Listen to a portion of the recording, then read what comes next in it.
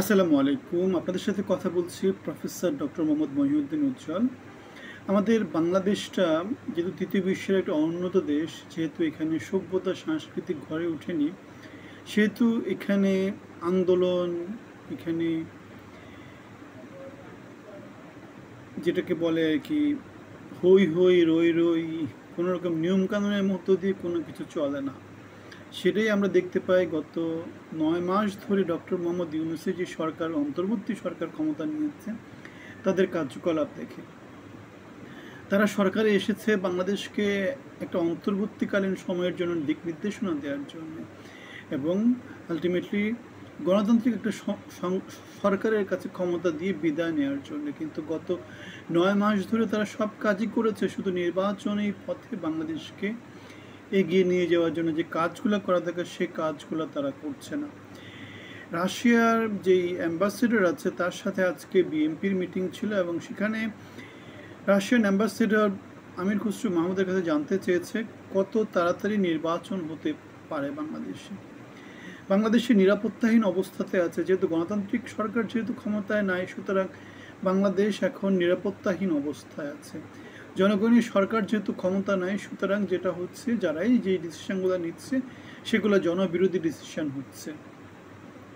এবং আমরা মে দিবসের যে একটা মিটিং হয়েছিল বিএনপি, সেখানে বিএনপির ভারপ্রাপ্ত চেয়ারম্যান জনাব তারেক রহমান বলেছিলেন সরকারকে অনির্দিষ্টকালের জন্য সমর্থন তো দেয়া যুক্তিযুক্ত কোনো কাজ হবে না। আমরা এই কথাটাই গত 8-9 মাস ধরে বলে আসছি। আমরা বলেছি যে বিএনপির সাবধান হওয়া উচিত, রাজনৈতিক দলগুলোর সাবধান হওয়া উচিত, কেননা মধ্যপন্থা, ডানপন্থা বা বামপন্থা এগুলা নানা পন্থা নিয়ে রাজনীতি চলে, উগ্রপন্থা নিয়ে রাজনীতি চলে। বাংলাদেশ যেহেতু মধ্যমপন্থার শান্তিপূর্ণ একটা দেশ, সুতরাং এখানে ভিন্ন মত যদি মাথাচাড়া দিয়ে ওঠে তাহলে বাংলাদেশ তার সার্বভৌমত্ব হারাতে পারে, তার স্থিতিশীলতা হারাতে পারে এবং যার ফলে যেটা হবে তার অর্থনৈতিক উন্নতিগুলো সুদূর পরাহত হবে। রাজনৈতিক দলগুলা সরকার যা করছে তাতে যেটা দেখা যাচ্ছে রাজনৈতিক দলগুলোকে রাস্তায় নামাতে চায়।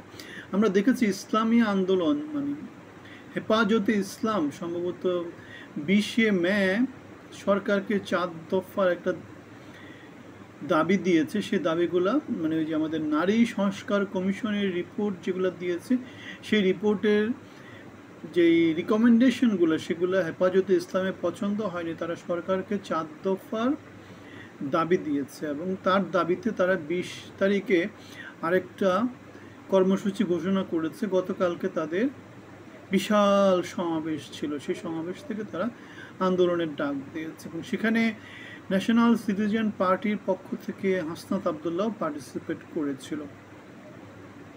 সুতরাং দেখতে পাচ্ছি সরকারের সাথে রাজনৈতিক দলগুলোর নানা রকমের দূরত্ব তৈরি হচ্ছে, অথবা রাজনীতির ময়দানে হয়তো কে কীভাবে খেলছে সেগুলো কিন্তু আমরা বুঝতে পারছি না।